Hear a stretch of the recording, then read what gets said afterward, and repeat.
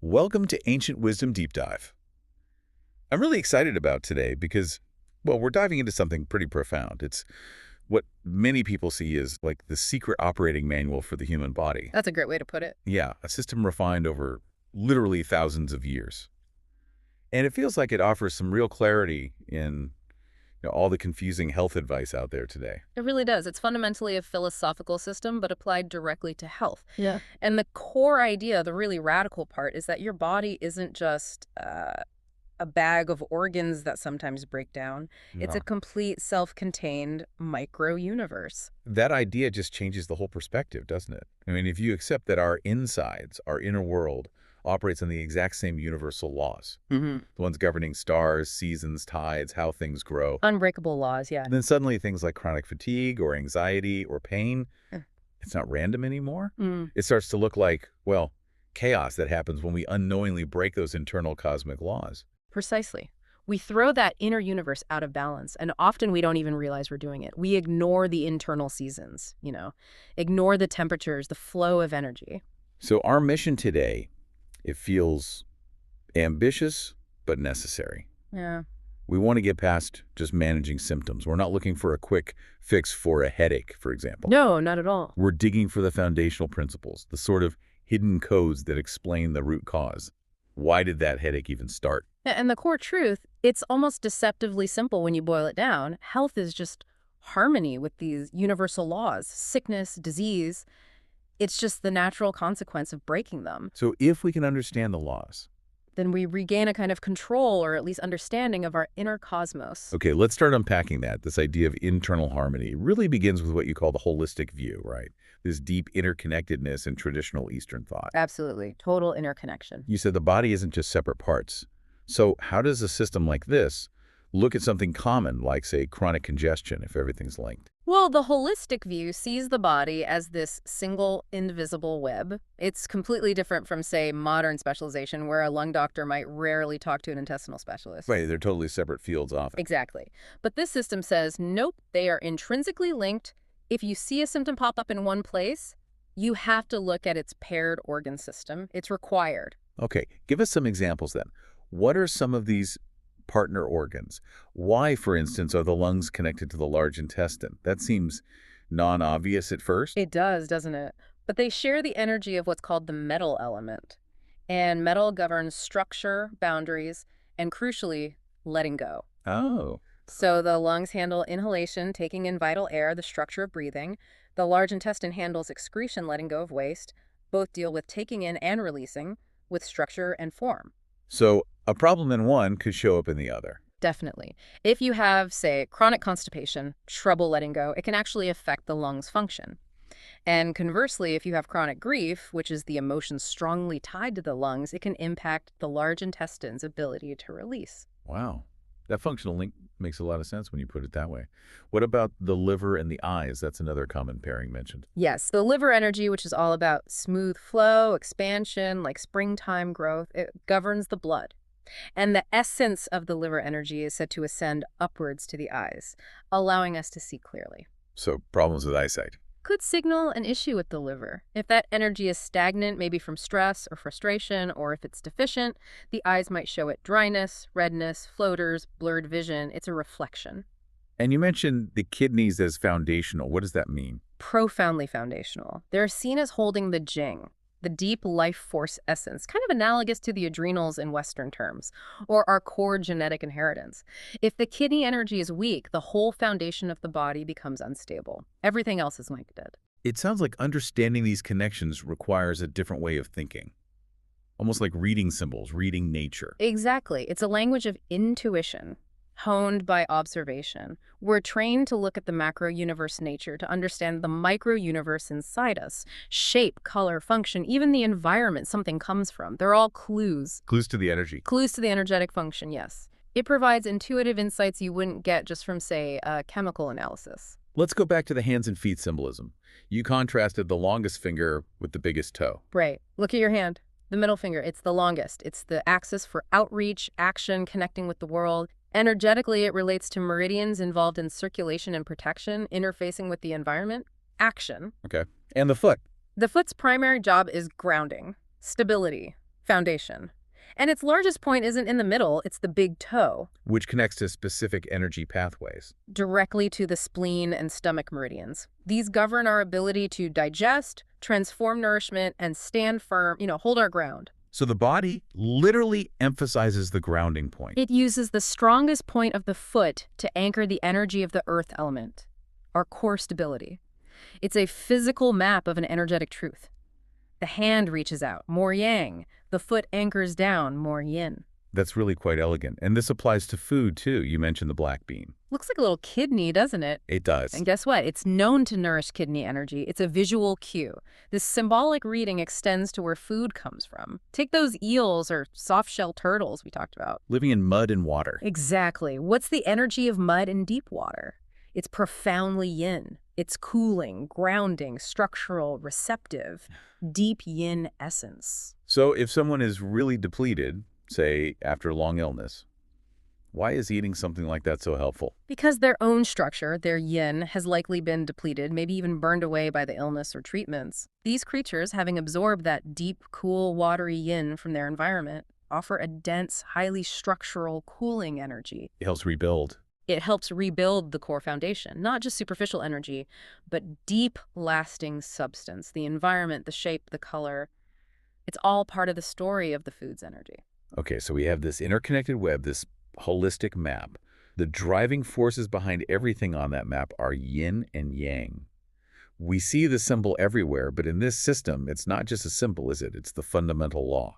It truly is the absolute bedrock. It's this constant, dynamic interplay of opposites that defines everything, existence itself. And we really need to be clear about what they represent in the body. Let's define them then. Yang. Yang is the active principle. Think expansion, warmth, brightness, movement, like the sun. In the body, yang is functioned. It's your metabolism, nerve signals firing, muscles moving, the heat your body generates. It's the engine, the activity. Okay. And yin. Yin is the opposite. It's receptive, it's contracting, it's cool, dark, still, it's substantial. Think of the moon or the earth itself. In the body, yin is the actual physical structure. Your bones, your blood, your bodily fluids, anything that cools and anchors. It's the hardware, the substance, the coolant for the yang engine. The hardware and the coolant. I like that analogy. And there's a foundational saying that sums it up perfectly. Yin forms the body. Yang creates the energy. They absolutely depend on each other. You can't have one without the other. If your yin structure, your coolant, is weak. Then the yang energy has nowhere to go. Exactly. It runs wild. There's no container, no anchor. The engine overheats. Which brings us smack into the modern world and what you called the modern crisis. There's an ancient observation, isn't there? Something about yin and yang tendencies. Yes, a very profound one. Yin is often deficient, yang is often excessive. It's a statement about the natural tendency and life structure tends to deplete, while activity can easily become overactive. And modern life just pours gasoline on that fire. It absolutely does. Our world is tailor-made to exacerbate this imbalance. Everything pushes yang. Constant stimulation, screens blasting blue light late at night, high-pressure jobs, endless deadlines, social media always demanding attention. We are basically running the engine at full throttle, 204/7. And running the engine that hard, it burns through the coolant. It depletes the yin structure incredibly fast. That's exactly it. And when that yin coolant gets low, the yang engine starts to overheat. But it's a specific kind of pathological heat. It's called empty heat. Okay, let's clarify that. We talked about false heat from frying peanuts earlier. Yeah. How is empty heat different from that? Or from, say, the heat of a fever, what you might call full heat? Good distinction. Full heat is like a real fire. There's an actual excess pathogen, like a virus causing a fever. It's an invasion creating intense heat. Empty heat, though, is different. It arises because something is missing. Missing yin. Precisely. The yin structure that normally cools and regulates temperature is depleted. Think of an empty cooking pot sitting on a lit stove burner. The pot gets incredibly hot really fast, right? Yeah, dangerously hot. But the heat seems intense because there's no water, no yin inside to absorb it, contain it, or utilize it. That's empty heat. It feels like heat, but it stems from a lack of substance. And you're saying this empty heat from yin deficiency is characteristic of the modern condition. Yeah. What does that actually look and feel like for someone? It typically manifests as a kind of wired and tired feeling, along with dryness. You see dry skin, dry eyes, maybe a dry cough. Insomnia is classic trouble falling asleep, or more often waking up frequently, especially in the early morning hours.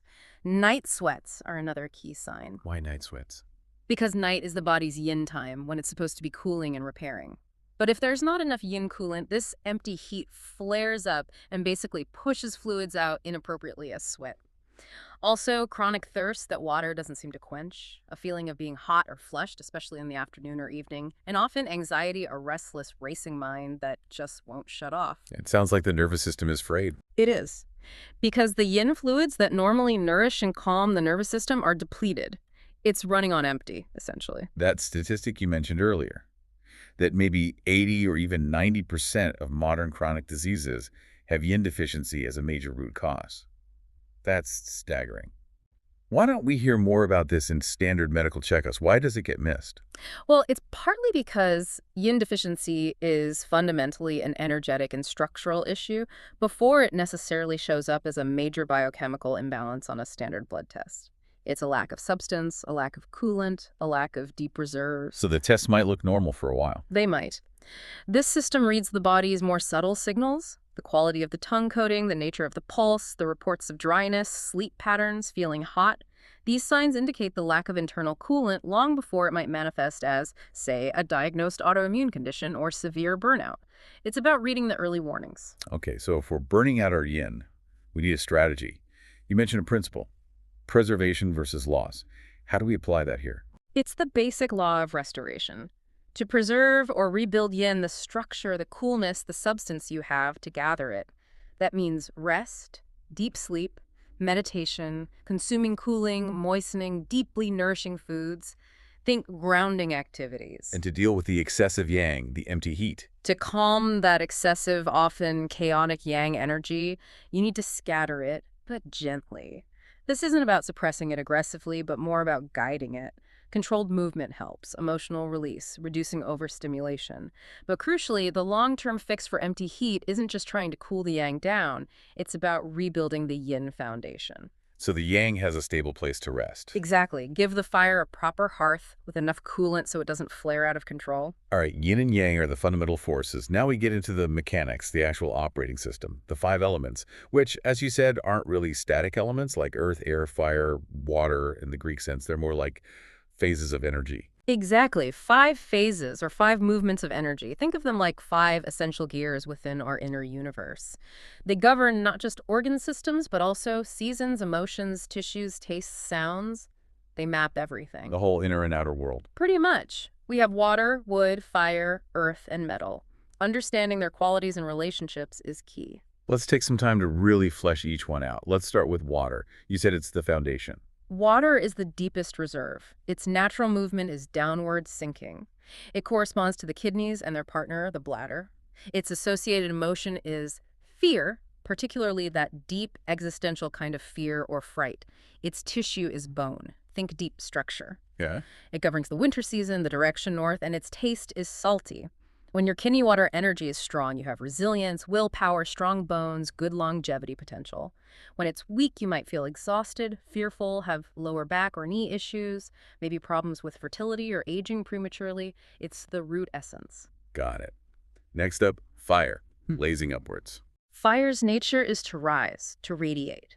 It corresponds to the heart and its partner, the small intestine. Its emotion is joy. Though, when it's out of balance, that can become excessive excitement, mania, or agitation. Its tissue is the blood vessels. Makes sense, circulation. Yeah. It governs summer, the direction south, and its taste is bitter. Fire houses the shen, which is often translated as the spirit or consciousness.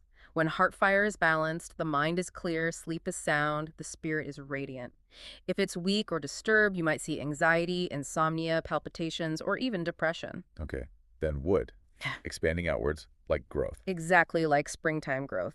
Wood corresponds to the liver and its partner, the gallbladder. Its primary emotion is anger or frustration. When healthy, this manifests as assertiveness, planning ability, and drive. Its tissue is the tendons and ligaments. Think flexibility and movement. Ah, tendons. Interesting. It governs spring, the direction east, and its taste is sour. Wood is responsible for ensuring the smooth, free flow of qi throughout the entire body. If liverwood energy gets stuck or stagnant, often due to stress or repressed anger, you feel irritable, tense, maybe get headaches, PMS, or physical stiffness because the tendons tighten up. That sounds very familiar for many people. Okay. Moving inward, metal, contracting. Metal's energy is about contracting, consolidating, creating structure, and importantly, letting go. It corresponds to the lungs and their partner, the large intestine, which we discussed earlier. Its emotion is grief or sadness. Its tissue is the skin and body hair, our outermost boundary. Our interface with the world. Precisely. It governs autumn, the direction west, and its taste is pungent or spicy. Think of inhaling deeply when you smell something pungent like chili. It opens the lungs right up. Metal governs our internal structure, our boundaries, and our ability to process grief and release what's no longer needed, both emotionally and physically via the large intestine. And finally, earth, the center. Earth is the hub, the pivot point, the center. It corresponds to the spleen, which functionally includes the pancreas here, and its partner, the stomach. Its emotion is worry or overthinking, rumination. Its tissue is the muscles. Muscles, okay. It governs the transitional times between seasons, late summer, for instance, and the direction center. Its taste is sweet, but importantly, this means the natural, nourishing sweetness of foods like whole grains, root vegetables, squashes, not refined sugar, which actually damages the spleen. Earth is all about nurturing, grounding, digestion, transforming food into qi and blood, and maintaining muscle tone. So these five aren't static. They're constantly interacting, right, in specific cycles. Constantly dancing. There are two main cycles that keep things flowing and balanced. The first is the creation cycle, sometimes called the Sheng cycle or mother-child cycle. It's nurturing. How does that flow? Water nourishes wood, grows trees. Wood fuels fire. Fire creates earth, ash. Earth generates metal, minerals soar in the ground. Metal collects water, condensation. And it starts again. It's the cycle of nourishment and generation. Okay, that makes sense for growth. But what keeps things from getting out of control? That's the job of the control cycle, or qi cycle. This is the system of checks and balances. It ensures no one element becomes too dominant. How does that one work? Water puts out fire, controls it. Fire melts metal. Metal cuts wood, like an axe. Wood penetrates and holds earth, tree roots. Earth dams and absorbs water. Each element controls another, keeping the whole system in dynamic equilibrium. Can you give an example of how this goes wrong? A common imbalance people might experience today, maybe related to digestion again? Absolutely. Probably the most common pattern we see in our high-stress modern lives is what's called wood overacting on earth. Liver attacking the spleen stomach. You got it. The liver wood element gets constrained by stress, frustration, maybe anger we hold in. When wood energy gets stagnant, it doesn't flow smoothly. Instead, it tends to lash out, almost like it's exploding sideways. And since wood controls earth, That constrained, aggressive liver wood energy directly attacks or invades the spleen and stomach earth element. so the stress, the liver imbalance, literally messes up your digestion. Directly. It causes things like IBS symptoms, bloating, maybe alternating constipation and diarrhea, acid reflux, stomach pain, poor appetite, especially when you're stressed.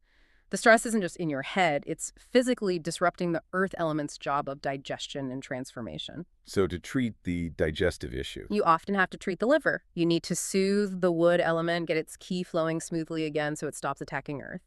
It perfectly illustrates how the symptom, digestive trouble, is often caused by an imbalance in its controlling element, liver stress. It's systemic. okay, this whole intricate system, yin-yang, 5 elements, organ connections, it's all animated by qi. We toss around the word energy, but you suggested vital air or life force gets closer. Yeah, energy is a bit too generic, maybe. Qi implies vitality, but also movement, breath. It's the fundamental animating force. And maybe the most crucial piece to grasp is that qi isn't just some invisible force separate from the body. What do you mean? Your physical body, your organs, tissues, bones, is actually understood as qi that has condensed, slowed down, become material. It's all qi, just in different states of density and movement. When qi stops moving properly, structure eventually breaks down. Health is the smooth flow of qi. So maintaining health is really about maintaining the quality and the free movement of this life force. That's the essence of it. You can think of health as this constant dynamic, almost like a subtle battle between your body's innate defense force called upright qi or zheng qi and potential invaders, known as pathogenic qi or shi qi. Pathogenic qi, like germs. It includes external factors, yes, traditionally categorized as Wind, cold, dampness, dryness, heat, summer heat. Think of them as climatic forces that can invade if your defenses are down. But pathogenic qi also includes internal factors like stagnant emotions or the harmful byproducts of poor diet, like that dampness we'll talk about. So if I catch a cold, using that example again. From this perspective, it means an external pathogen, maybe wind cold, has managed to penetrate your outer defenses and temporarily overwhelm your upright qi. So the goal isn't just fighting off invaders. The primary goal is always to strengthen your own upright qi, your internal defense system, your resilience. If your upright qi is robust and circulating well, then when a pathogenic force like wind or cold comes along, your system just shrugs it off.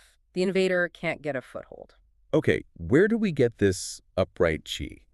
You mentioned two sources, like two batteries powering us. Let's start with the one we can't recharge. Right. That's your pre-heaven qi, sometimes called ancestral qi or yuan qi. This is like your deep genetic inheritance, your constitutional strength, the fundamental potential you're born with. Think of it as a finite savings account passed down from your ancestors. Finite, so we can use it up. Yes.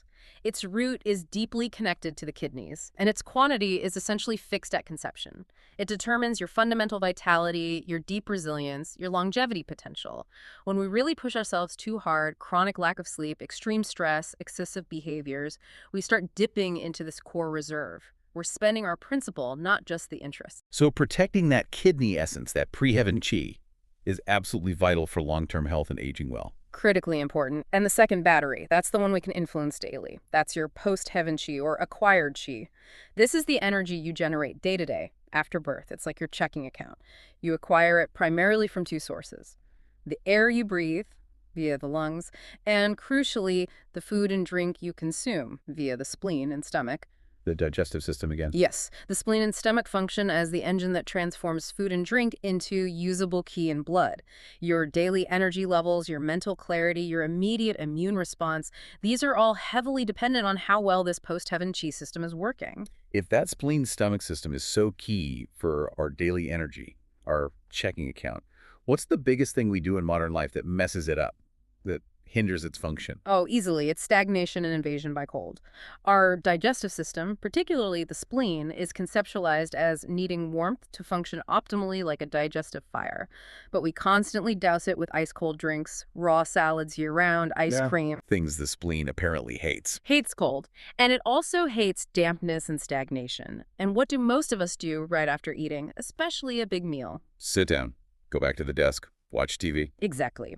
We become immobile. The spleen needs movement to help transform and transport the nutrients effectively. When it's hampered by cold and lack of movement, the food doesn't get properly transformed into beneficial qi and blood. Instead, it turns into a kind of internal pollution. Pollution. What kind of pollution? In this system, it has specific names: dampness and its more condensed form, phlegm. Think of it like metabolic sludge. It's heavy, sticky, turbid, obstructs flow. And this dampness, it's a big deal. It's considered the root cause, or at least a major contributing factor, to a huge number of modern ailments: obesity, high cholesterol, fatty liver, diabetes, arthritis, chronic fatigue, brain fog, stubborn weight gain, sinus issues, fungal infections. Dampness gums up the works. It makes everything sluggish and heavy. It smothers the digestive fire and weighs down the whole system. Which makes that simple advice you mentioned, walking after you eat, seem incredibly important. Not just for weight management, but for preventing this internal sludge. It's profoundly important. Not intense exercise, just a gentle walk, maybe 15, 20 minutes. It physically helps the spleen and stomach do their job of transformation and transportation. It encourages the qi to move, preventing the food energy from stagnating and turning into dampness and phlegm. If you want to keep your daily energy levels up and avoid creating that internal gunk, that simple post-meal walk is almost mandatory preventative medicine. Okay, so understanding qi, the elements, how dampness forms, it leads directly to the practical stuff. How we actually fuel this micro-universe properly. We touched on taste earlier, the taste of health. It's like a code. It absolutely is. The taste tells the body, tells the qi where to go, which organ system to influence primarily. Salty goes to the kidneys water, bitter to the heart fire, sweet, natural kind, to the spleen earth, pungent to the lungs metal, and sour to the liver wood. And beyond taste, the nature of the food matters too, right? Its inherent yin or yang quality, how it grows.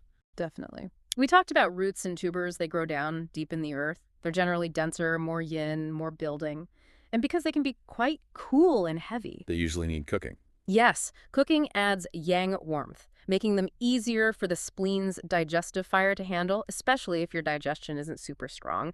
Raw, heavy, cold foods can easily overwhelm it and create. Well, dampness. Exactly. Whereas leaves and greens, they grow upwards towards the sun. They're generally lighter, more yang in their movement. Good for moving qi. Excellent for moving qi, especially for smoothing out that liverwood energy we talked about, preventing stagnation. A balanced diet aims to include all 5 tastes in moderation and considers the yin-yang nature of foods to support overall harmony. But it's not just the ingredients, is it? The preparation, the cooking method itself is like alchemy. It's about balancing yin and yang during cooking. Let's revisit the peanut example. Huh. Frying them creates that false heat. Right. Peanuts themselves are pretty nourishing, good source of qi and blood. But when you pan-fry them quickly over high heat, you're blasting them with intense, superficial yang energy. Fire licking the surface. This creates what's called false heat, or fire toxin in the food itself. And eating that false heat, what does it do inside us? It's irritating, it's volatile, chaotic energy. It immediately provokes a reaction. Your body has to use its own precious yin fluids, its coolant, to try and control this irritating heat. That's why you might get that immediate thirst, maybe a scratchy throat, sometimes canker sores, or a feeling of agitation after eating heavily fried foods. It costs you more than it gives. In terms of deep balance, yes, it might give a quick burst of yang energy, but it depletes your underlying yin structure in the process. It's not truly nourishing heat. So the traditional fix involves balancing that aggressive yang with deep yin. How does cooling the fried peanuts on the earth or in a ceramic pot actually achieve that? Earth itself is the ultimate yin element, cool, receptive, grounding. Ceramic is essentially fired earth. When you transfer those hot yang-charged peanuts directly onto cool earth or into a cool ceramic vessel, The yin draws out the yang. the deep, cool, structural yin energy of the earth or pot literally draws out and neutralizes that superficial, irritating false heat. It's an energetic exchange. What you're left with is the deeper, nourishing warmth, the true yang, that actually supports digestion and vitality without the irritating side effects. You've alchemically transformed the energy of the food. That's amazing. And it explains why slow cooking methods, using things like heavy-bottomed pots, are so valued in traditional cooking, doesn't it? Absolutely. Thick pots distribute heat slowly, evenly, deeply. It's a gentle, penetrating fire. This creates nourishing true yang within the food, breaking it down gently, making it much easier for the spleen and stomach to extract the post-heaven qi without being shocked or irritated. It respects the food's integrity. So we've got the right ingredients, the right preparation, but you emphasize that maybe the most important factor, the real master principle, is timing. The I Ching quote about right action at the wrong time. Yes. Timing is everything. It's the essence of wisdom, according to many ancient texts. It means aligning our actions with the natural cycles, both external and internal. Eating our main meal when digestive fire, yang, is strongest midday. Going to sleep when yin energy is dominant and regenerating, ideally before 11 p.m. Ignoring the body's clock is ignoring fundamental laws. And this principle of timing becomes absolutely critical when dealing with illness, especially severe illness. Yeah. You gave a stark warning about the common mistake of trying to build up someone who's very sick right away. It's a potentially dangerous mistake, born from good intentions but misunderstanding the body's state. If someone is severely ill, their system is often completely clogged. Think traffic gridlock. Clogged with what? With residual pathogens, with toxic heat, with dampness, phlegm, stagnant tea, maybe undigested food. The channels are blocked. The body's resources are tied up just trying to manage the crisis. And the natural, loving response is often to give them rich soups, strong supplements, powerful tonics. Which, in that clogged state, is precisely the wrong thing to do.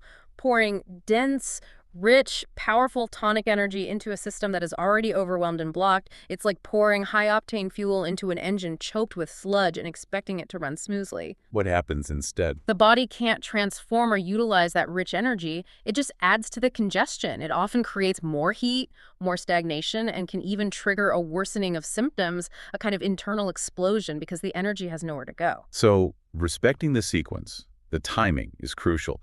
What is the correct first step, according to this wisdom, for someone in that state? You absolutely must drain first. Gently. You need to clear the pathways, remove the obstructions, vent the heat, resolve the dampness, open the channels. Only after the system has been cleaned out and stabilized can you begin to donify or build. And even then, you start gently. Very gently. Often starting with something simple and easy to digest, like a well-cooked rice porridge or congee. It helps stabilize the spleen stomach, earth element, the center. Then, slowly, carefully, you introduce slightly more nourishing things to rebuild qi, blood, yin, or yang based on what's needed. Timing the intervention to match the body's actual capacity to receive and transform is paramount. Okay, so we understand the map, the elements, yin-yang. We understand the fuel key, pre-heaven, post-heaven. Now, how does a practitioner actually apply all this? What are the tools they use to nudge the micro-universe back into balance? You call them the 6 hands of the healer. Yes, these are like the 6 fundamental therapeutic actions, the verbs of restoring harmony. Pretty much every traditional technique falls under one or more of these categories. We've touched on some. Cool and warm seems straightforward. Right. Cool is used whenever there's excess heat. That could be full heat, like in an acute fever or infection, or that empty heat from yin deficiency causing night sweats and anxiety. You use cooling herbs, cooling foods, maybe techniques like applying cool compresses. Warm is the opposite use for excess cold patterns, maybe feeling cold, cold limbs, slow digestion, pain that feels better with heat. You use warming herbs like ginger or cinnamon, warming foods, techniques like moxibustion, burning mugwort near acupuncture points, or applying heat packs. Okay, then build and drain. Build, or tonification, is specifically for deficiency. When the body lacks something essential, qi, blood, yin, or yang, this is where those nourishing foods, specific tonic herbs like ginseng or romania, or deep yin builders like bone broth or soft-shell turtle come in. It's about replenishing substance. Drain is for removing excess. Excess fluids like edema, accumulated dampness, constipation, draining downwards, sometimes clearing superficial pathogens out. It's a purging or clearing action, often using diuretic or laxative type herbs or foods, but usually gently. Got it. And the last pair. Strike and move.